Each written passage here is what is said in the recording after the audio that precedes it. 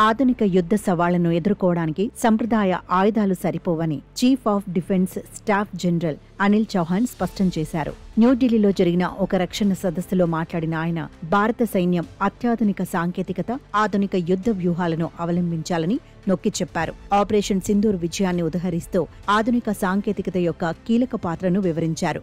ప్రస్తుత యుద్ధాలను గతకాలపు ఆయుధాలతో గెలవడం అసాధ్యం.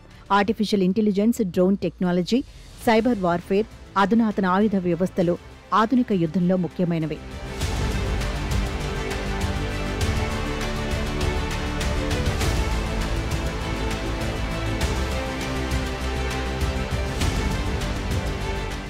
ఆపరేషన్ సింధూర్ ఈ వాస్తవాన్ని స్పష్టంగా చూపించిందని జనరల్ చౌహాన్ అన్నారు. ఈ ఆపరేషన్ భారత సైన్యం యొక్క సాంకేతిక సామర్థ్యాన్ని, ఆధునిక వ్యూహాల ప్రాముఖ్యతను రుజువు చేసిందని ఆయన వెల్లడించారు. సైబర్ దాడులు, డ్రోన్ ఆధారిత దాడులు, ఇంటెలిజెన్స్ ఆధారిత కార్యకలాపాలు ఆధునిక యుద్ధంలో కీలకమైనవని ఆయన పేర్కొన్నారు. మన శత్రువులు నిరంతరం కొత్త సాంకేతికతలను అవలంబిస్తున్నారు.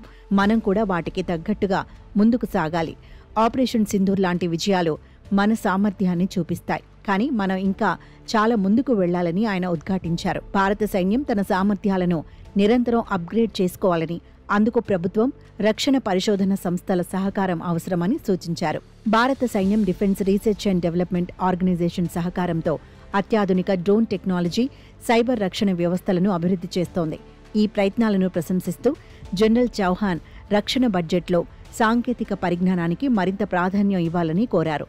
ఆధునిక యుద్ధ సవాళ్లను ఎదుర్కోవడానికే భారత సైన్యం సన్నద్ధమవుతున్న విధానం దేశ రక్షణ సామర్థ్యాలను మరింత బలోపేతం చేస్తుందని ఆయన ఆశాభావం వ్యక్తం చేశారు.